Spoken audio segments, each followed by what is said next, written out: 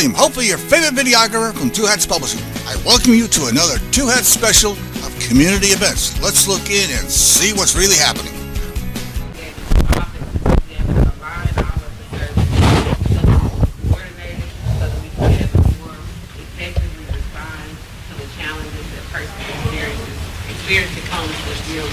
And so you may have already completed the survey that we distributed, but we have it here so that you can be able to tell us about what your experience is or what it has been, and so that as we're working with emergency shelters, as we're working with the library and other service providers, that we use information from those who have actually experienced the situation to guide how we move forward. And so I want to use the time to hear from you as well and get your feedback verbally for those that are willing to talk. But I also wanted to just give an overview of some of what we've already addressed and what we've been able to do thus far with the new office. And so there was a Proposition J. It's a bond proposition that went out to the community for citizens to vote on, and that funding was specifically for the homeless, and it can be used for housing and day services. Robert Ceccarelli knows all about it. And so if you voted for it, thank you for voting for it because it actually is to be able to help those that are experiencing homelessness and be able to have more affordable housing units that will be available for the homeless. But with that, we got to make sure that we're coordinated well with those who are experiencing homelessness and those that are staying in shelters, so that when the units do become available, then you can be right in line to be able to receive access to those units, which also means you need your IDs, you need your birth certificate, you need to be able to have everything needed to complete an application. And so that's why we also have outreach staff that are here to be able to get information from you that can even help you in the next step of getting prioritized for housing. So let me just kind of get a poll of who is here would currently identify themselves as homeless. Okay. You weren't homeless the last time I saw you. You homeless? Yeah, I was. You were, but you had housing. So now we'll talk. Let's see. Staying with my niece. So Okay. I'm basically homeless. We'll talk. I remember seeing you. And I talked to Miss Violet. Miss Violet over there, she has housing now. And so we're glad about the progress and glad that the library is able to continue to be a resource for you even if you are no longer experiencing homelessness. But however, for those that are still going through the process and working with case management and obtaining their IDs and other necessary documents to obtain housing, we want to be able to wrap our hands around you as well and help you with that process. And a part of that is knowing again what your experience is, what are the biggest challenges in the system, and how should the city of Dallas help influence through our relationships with service providers to make it better. And so I mentioned the bond, I mentioned the new office. Outreach staff, will you please raise your hand so they can they'll know you and your faces. We have other staff here. Our street outreach manager, Deborah DeLay, is here. We have Mr. Ron Coward. Raise your hand again, Ron. Miss Lisa Bluen. Raise your hand, Lisa. Richard Williams is somewhere around. So he's over there engaging someone. And so, again, we felt that it's important not to just be here to give information, but to be able to say, where are you in the process? How do we get your information so that you can be prioritized for housing? Because there's a system that everybody has to go through. And you have to get your information collected. You have to be able to get it put in the system. You have to get your ID. People have to really know that you're experiencing homelessness so that you can be prioritized appropriately. So with that being said, that's my pitch, but I want to hear from you. So is there anyone that wants to talk about what their experience is or has been, particularly as it relates to challenges in you moving from you entering into homelessness and now trying to go through the system to get out? Yes, ma'am. Hi. Hello. My name is Sharon Harris, and this has been quite a journey for me. I think I'm blessed because I have housing coming up. I have my apartment number, so I'm right in the middle of the transition. But to get this far was very difficult. I was once on a radio show and they asked me, have you had any kind of predatory type of people, whether it's emotionally or sexually or what have you, with women that are homeless? I said, no, I haven't come across that. The shelters are usually people like, I have to change that statement because there are a lot of women out here that are being targeted, especially if they are receiving services like Metro Care or they're desperate for any type of housing. You have a lot of people in boarding homes that are taking advantage of the people that are staying there, male and female, by the way. And I'm concerned with so many of these facilities having payees that they say that it is the boarding house management, but they're taking all of these people's checks. Yep. So I think that needs to be addressed because a lot of people, they can't speak for themselves. A lot of people are so mentally challenged that they have nobody at all. And the only people who are getting rich off of this is boarding house owners. So I would like to see that addressed at one time. At a later time. Thank you for that. We appreciate that feedback. Are you specifically talking about boarding houses or the shelters or? Yes, because a lot of us, we float between, at least some, I can't say all of us, but some of us, we float between just getting a roof over our head, going to a boarding house, Metro Care or any other services like that. You stay for a few days or you stay for a few months and then you're back in the shelter again. Most homeless people do not stay in one shelter. Most homeless people go from shelter to shelter to shelter. I mean, we go through like 5 shelters. And it's very rough out there. So yes, I do include the boarding houses, but I also mean the shelters as well. Thank you. Anyone else? Yes.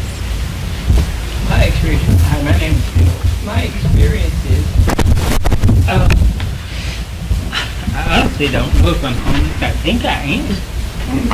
And I say that because I have 2 nieces that love me and they keep me at their houses.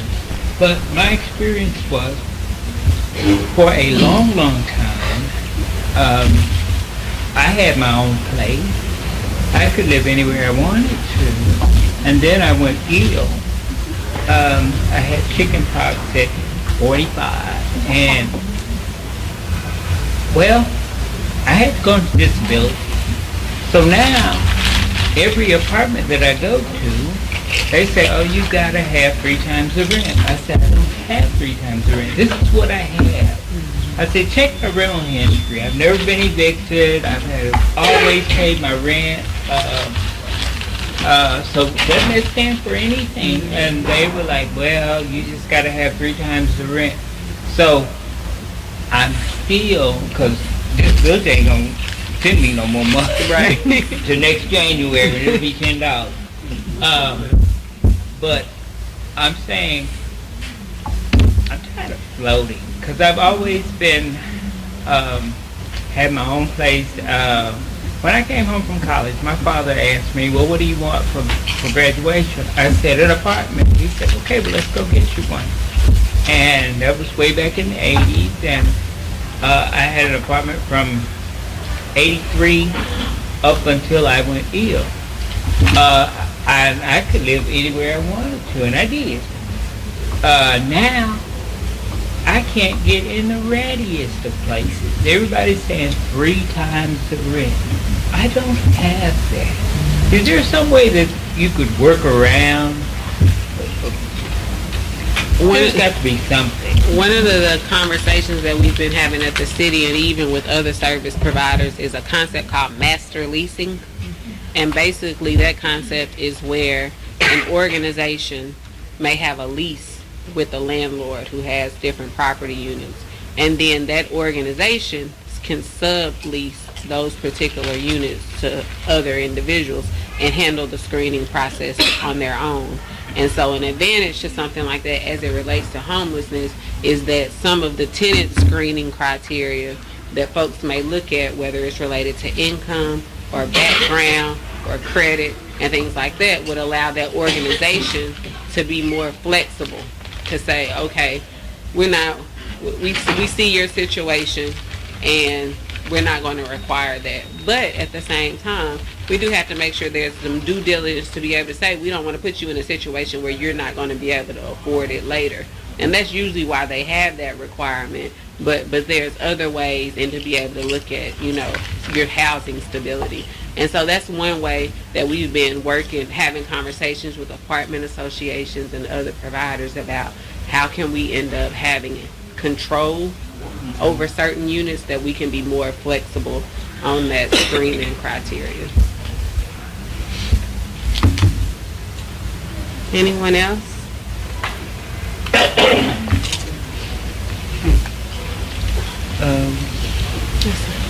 What was the question that we were talking about?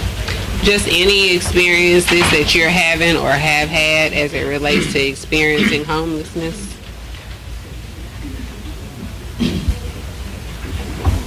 Kind of drawing a blank on there. Sorry. Are you currently homeless? Where did you stay last night? Last night I was at the hospital in I want to say Methodist Medical Center, but it's off for Colorado. The hospital over there in Colorado. I was in there last night. Okay. And where do you normally sleep when you're not at the hospital? When I'm not there in the lobby, I usually don't even sleep. I bounce around during daytime, and I'll catch my sleep around 8 a.m. About 6, maybe 8. Depends on when I start crashing. I'll keep going as long as I can, just, you know, to keep me safe. Because at nighttime it gets cold, and sometimes I can't find a spot, so I'll just bounce around. So when you were at the hospital, you hadn't been admitted to the hospital. You were just sleeping in the hospital. Lobby spot. Some people can't slip in. You were one of them, huh? I've had a big, you know, I've had a easygoing moment when it came to finding places to rest where I wasn't noticed. I could, there were times I've actually slept at the Greyhound, and they usually find people off the bat. But I've slipped in and I've just, you know, stayed there low. And so have you gone to any shelters? Have you stayed in any I tried shelters? one shelter, but whenever it comes to me, I have a big trust issue. See, without my family and everything, and after all things that I went through with them, I kind of don't trust that many people anymore. But I tried the bridge, and my stuff got stolen. My phone got jacked, and I got mad. So I ended up explaining, I was trying to see if they could roll back the camera. They said they don't roll back cameras. See, one of the things about being in a shelter I look at is if they're going to have a shelter open, and they're going to claim they got security, they need to actually have security. They may have it for fights and stuff, but that's just to protect their own rear end. What about us homeless out there? We have other people who are taking our stuff and on. Some of that even has possessional values within it. For example, my phone has pictures of my girlfriend, of my mom, of my sisters, my siblings, everybody. So, there's a form of Value related to that you no longer have. Do you mind sharing how long you've been homeless and what led to your homelessness? Well, it started when I was about 6 months into being, 5 months into being 18, 6 months living with my mom. I lived with her from a month before I turned 18 to about a half year when I was into 18. After that, me and my mom were always arguing. She believes my 7-year-old sister over me. Or that time. It seemed like it. But anyways, I went back and forth, and finally I walked out the first time. Now that first time I went up to Sherman. 30 miles of 50 miles I'd walked. Wait, no. I think Sherman is like 73 miles, right? I'll say it depends on which side of part of Dallas for you. I was on I-30 and Jim Miller when I started walking. Remember? But anyways, walked from there to Sherman. Walked about 30 to 50 other miles. Depending on how long it is, I walked a good distance. Took me 24 hours to get there. When I got up there, I spent 3 weeks out on the streets, bouncing back and trying to, get on my own feet. Couldn't get on my own feet, so I went back to my mom. Of course, it was on and off continuing. The first time I had walked out, though the last 7 or 8 times, she had kicked me out. It was a constant daily basis. Every time we argued, I got the boot. Ended up having to drive out for 1 or 2 nights.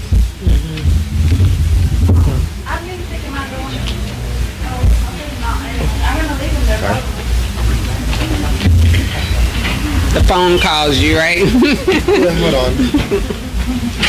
Excuse me.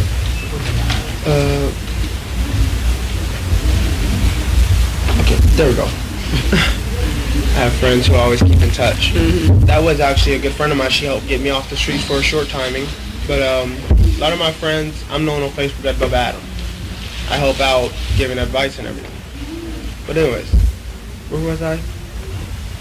So your mom kicks you out whenever you get in an argument. So at the beginning, so little step-to-step basis. As far as you can tell, I've been homeless for about a year and a half. I'm 19, about to be 20 in May 21st. So that means, 5 months it'll be. So that's about accurate timing right there. A month after my birthday, actually, was when I had gotten kicked to the streets. Month or so. And it was on and off. I lived with her, then lived with my cousin, then my sister, and then back with my mom, final time. Now after that final time, that was, August? That was after November. I think it was December.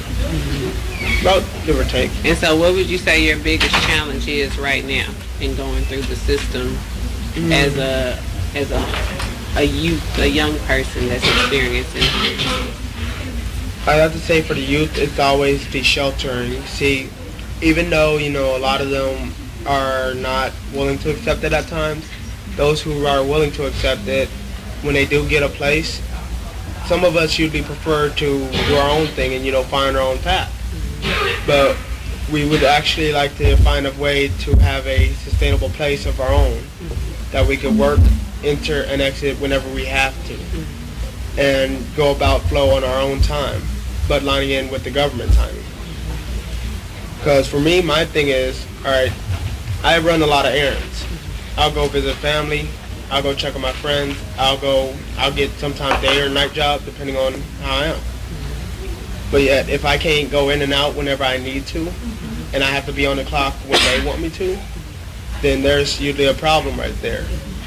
Because it interjects in my time, and I ain't able to get my task done. Thank you for sharing. No problem.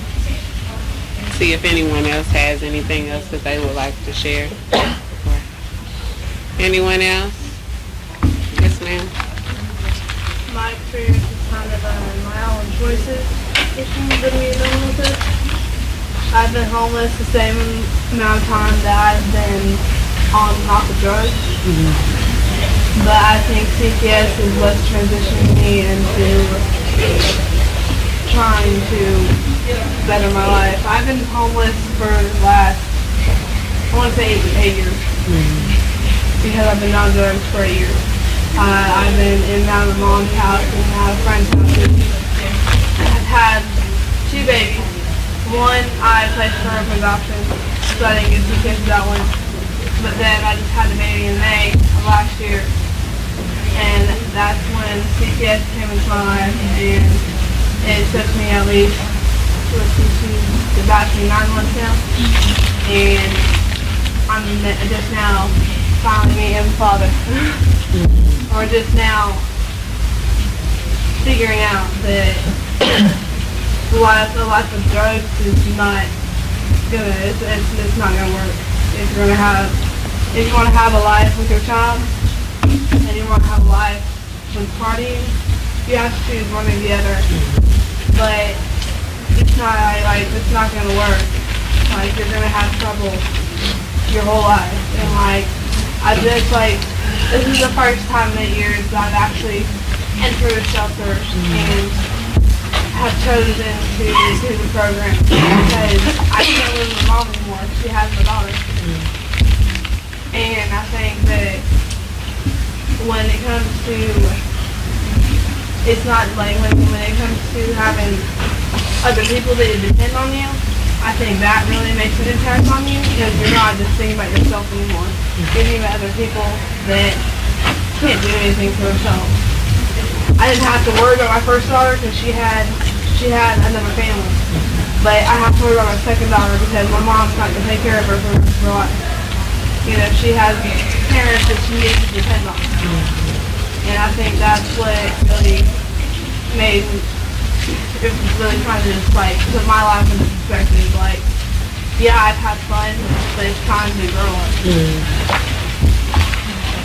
Well, thank you for sharing that, and whatever it took, we're glad that that moment became a changing moment for you. And sometimes it's the small things, which is really a big thing, like a child, right, that can change your life. So that's amazing. At that point, I used to call rock bottom. Hit rock bottom. You realize that you need to make a change for yourself, better yourself. I call that rock bottom. Anyone have any other comments or questions? You know, a lot of people ask me, like, why don't I go to shelters? They like, I need to put my pride aside. You know, I feel like it's not about my pride. It's just like, you know, it's just the environment in that place. Like, sometimes you can get sick in that place around being around other people. You know, people don't like to bathe. Bed bugs in there.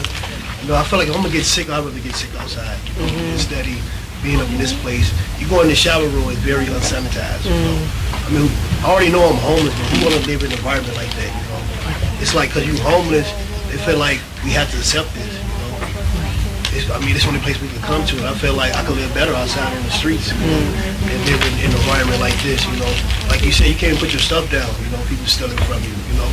It's like you're in a psych ward, you know. You go to that bridge, it's like a psych ward mixed with a penitentiary. You know? I mean, it's not a safer environment. You know, sometimes I feel better outside than out because I'm not surrounded by a bunch of people. A lot of these people have mental issues. You know what they thinking, what they're going through. You be sitting behind them, they just sit there and smack you because they hear voices in their head. You know, I try not to complain. You know, I'm grateful. You know. I could go there if I want to, but I choose not to go there. I'd rather go sleep in the hospitals or ride a train back and forth. At least I'm surrounded. At least I'm not surrounded by a bunch of people, you know, that's dealing with mental issues, you know. I just feel like the bridge is like a psych ward. You go to the Union Gospel Mission, you put like 100 people in one shower, you know, that's unsanitized, you know. I'm worried about catching stuff in that place, you know. I mean, when I go in there, I get bit up at bed bugs, you know. I'm like, I'm not gonna just sleep up in there and just get sick. I'm not gonna just stay outside, you know.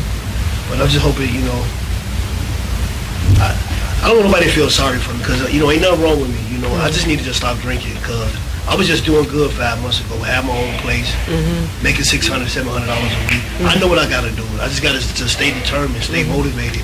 I always keep in front what alcohol does to me because it's not good for me. It always put me where I'm at today. You know, I don't blame nobody but myself because I'm not handicapped. I'm young. I'm still motivated. I'm healthy. It's just the choices that I'm making, and I just got to just man up and quit going backwards. Just keep thinking like, man, alcohol's not meant for you no more. You know, it keep tearing you down. You do good. Now I want to reward myself with a couple of beers. And next thing you know, it's out of control now. Now I'm back at where I'm at today. Got to start over. You know, but I'm not gonna give up. I still got hope and I still got faith. You know, at the end of the day, because I know it's gonna get better. But it's about me just staying on the right track and start letting other people in my circle, when them thoughts start coming, start talking to other people. You know, because I like to do things my way. I don't like reaching out, asking for help. It's just not me. You know, I feel like my mama did her job.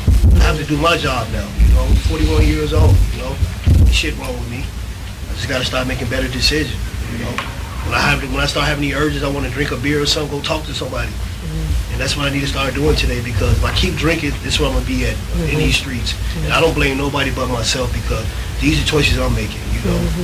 With that, I pass, man. What's the name of that sermon? You just preach. Sometimes you have to encourage yourself, right? And he spoke to himself. Yeah, exactly. And that's an inspiration to other people. But every now and then we got to remind ourselves because we all have a vice or a situation that can put us into crisis, right? And so that is very important what you're saying of being able to look at that situation and say, maybe at one time I could handle you, but I can't handle you anymore. And I got somewhere else that I'm trying to go and you're holding me back. So thank you for sharing that. And we hate about the experiences because the shelter is supposed to be a place that is a good place of safety and security, and I do believe that the shelter providers have good intentions for it to be that way, but with having a lot of people and because homelessness is so big here that it just becomes more challenging to address the issues of not making it seem like an institution, right? Because you mentioned the pen and it being like the hospital or a psych ward and the penitentiary, and so we're still trying to learn how do you make a place that needs to be able to hold so many people still feel comfortable, but yet not too comfortable that you want to make it be home, you know. And so that's where that balance is, because we don't want the shelter to end up being your permanent location, but at the same time, while you're there, you should be comfortable. And so we're really appreciative of the feedback that you're giving today. We're actually going to be meeting with shelters, even just ongoing, because we're looking at the systems that address homelessness, and we want to be able to say what we're doing is in response of what you all have told us. So thank you for sharing. All right. Can I ask a question? Oh, yes. I think you have. I'm sorry. You're fine. I think it's tonight. There's some sort of The homeless volunteer count. Yeah, is that supposed to go on tonight? The homeless count is That's tonight. an annual thing? An annual thing. So And one when night. when does the results come out from that? So the state of the homeless address is always in March. Somebody know the date? I don't have the March date, but there's always a state of the homeless address that will include the results. I want to say it's like the 21st, but So it's like a document that gets published? and it will be at the Goodwill Industries at 9:30-ish, somewhere around. But it'll be that morning on the 21st where there actually will be a presentation of the results. Okay, I'm sorry. No, you're fine. Well, pretty much what I wanted to say was bouncing off of what everyone else said. A lot of people who are over the home, you know, who are directly Providing who are a direct services. influence to our situation don't really care at all. And it's sad because the whole thing about like them not being responsible is another way of saying that we're responsible for everything, including their mess ups. And another way of saying that we're also not going to be accountable for anything. And that lack of accountability is the reason why it's so hard to make the situation more comfortable. Because, like for instance, if I had the money to do it, I would end homelessness in Dallas. There was somebody in Canada who did that for his community. And I'm just like, it's just disgusting how many people can do something simple and easy to make it better and don't. Like, because there's no accountability for them. There's no reason that they feel that they need to, you know. And it's like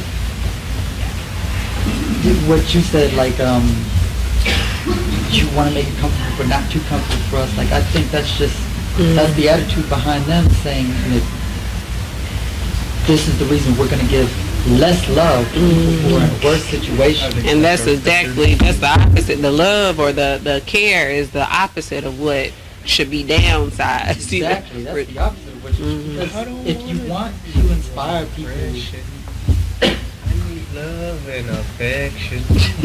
if you want to inspire people to actually get up and do something with their lives, love needs to be there. Compassionate. Like, as a matter of fact, I've seen there was a couple of sugar you put in? small little programs. Like there was music therapy at a bridge for a little while, a writing class, and there's still the art class.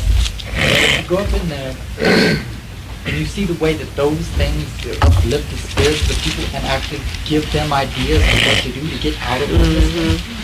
It's just something so simple like that. And then those are the things that they're taking away. And they're just adding more policies to make things more difficult for us. And it doesn't make any sense. Well, you spoke a big word that has become a cuss word to many, and that's accountability. And that's one of that's what we're really trying to make sure that we increase is accountability through our contractual relationships that we have with other agencies, through these type of opportunities where you all can say, this is what I'm experiencing. I have a suggestion to that. Okay. Because the only incentive that I can think of for the people who don't want to take accountability is the people who give them everything that allows them to do what they do. You know, I think that those are the people who need to work closer with the people who are actually trying to create the changes. You know, like speak to all of the donors and speak to all of the volunteers. Exactly. And stuff like that, because those are the people who actually want to help. You know. it's the volunteers that do most of the best work, I think, are the volunteers. But the autonomy that some of these leaders have over the homeless is terrible. Because I've actually heard one of the ladies say, I was just messing with her. She wanted to, she told her to sit down, not because she was doing something wrong, because she had the power to do that. She had the power to put this lady out in the street. I have seen them put a innocent girl out in a raging storm, one of these shelters, and it was religiously based. I don't know how that happened. But these kind of things are, it pulls everybody down. When one person is affected, we're all affected. And we also think about the changing face of homelessness. Everybody here is a drug addict. Not everybody here is an alcoholic. I became homeless because I was in a car accident and I was at work. One crisis away, That was right? it. But it's when I went to one of the shelters and I paid to stay in the shelter. And I got my job at that time. They told me I could not work because I need to be in at a certain time. What kind of program tells a person you should work so you can stay there? I think there should be some type of accountability right there. Then you're staying in a shelter, and you're paid to stay in jail, by the way. But if you get a job that says, well, you have to get off work at 11 o'clock, how are you going to tell your employer that, I'm sorry, I have to have bed check at 8 o'clock and I can't work here? By the way, that job was for $23 an hour. You understand? That doesn't make any sense. And I'm not the only person that's done something like that. I think a lot of other people have done that too. It's something about these times that's conflicting with people's lives. You don't have a life. And you should give them a little bit of time to have, enough time to get to sleep and enough time to get to work. And that would help most of us out there. I like my extra cream. Hi. Hello, how are you? I'm glad to be here. Good, glad to have I you. came a little late. I do apologize. I was upstairs in the music room and then I saw a sign, conversation and coffee. And so I was like, oh, great. And so getting here, it's really amazing to hear the voices of the people. I had a couple of experiences myself, but I would like to know, which agency are you with? The Office of Homeless Solutions, which is with the City of Dallas. Okay, that sounds good. Is there a way, I've always thought about being a part of something like that because I have a couple of solutions in mind for some of the things. Like, as far as the customer service that goes around, like my friend here was saying, not everyone has the same background, but it's nice to be in Texas and feel like you're still a human, even though you're utilizing some services that you may not have always utilized. And so is there a way that, I know this meeting, you expect something to come out of it, but what is the real purpose of it? So it's basically to hear about the experience of those that have experienced or are currently experiencing homelessness. So as we're moving forward and building stronger relationships with other organizations, that we consider the feedback of those who are actually experiencing it, so that it can help guide how we move forward. Because we can all go and talk with one another, but if you don't include those who have to go through the process, then there's some very important things that we may miss out on. Thank you for coming. Were you going to say something? I want to make sure. I want to get the folks that haven't said anything. Go ahead. I would say because like they say, everybody is not of the same walk of life. They end up being around each other. And I'm from Detroit, Michigan, and I came out here with no jobs, trying to get a solid foundation from my boys. And I'm staying in a hotel, but I can't use that as residency, and I'm trying to stop working at these temps and get the good job with a clean background. It's like I gotta have residency, I gotta go check into the shelter, which I don't. So you can get an address. Right, just to use that address instead of the hotel address. I think that it's the DPS. I think they do a little stuff on that just a little bit, so I can go ahead and get the solid job and bring that money in instead of having to work double shifts. Should be But from this it should be a lot easier and smoother than that. I think I should have used the PO paying for it. Right, but they don't want a mailing address. They want a permanent address. And your permanent address is probably Detroit, right? Exactly. Or I physical. reached expired, and I had my own reasons to have to leave abruptly. So Mhm. I think it should lighten up on No, that. that's well You have to be around so people can treat you Mhm. as if you just the scum of the earth. Right. They don't want to talk you, touch you. move when out you the trying to way. do better for yourself. That's all I want. Thank you for that. This is William, hopefully your favorite videographer from Two Hats Publishing. I hope you enjoyed this video. If you like it, please leave comments below or like, follow, or subscribe to us and get notices of all our videos. We love it, even when you call.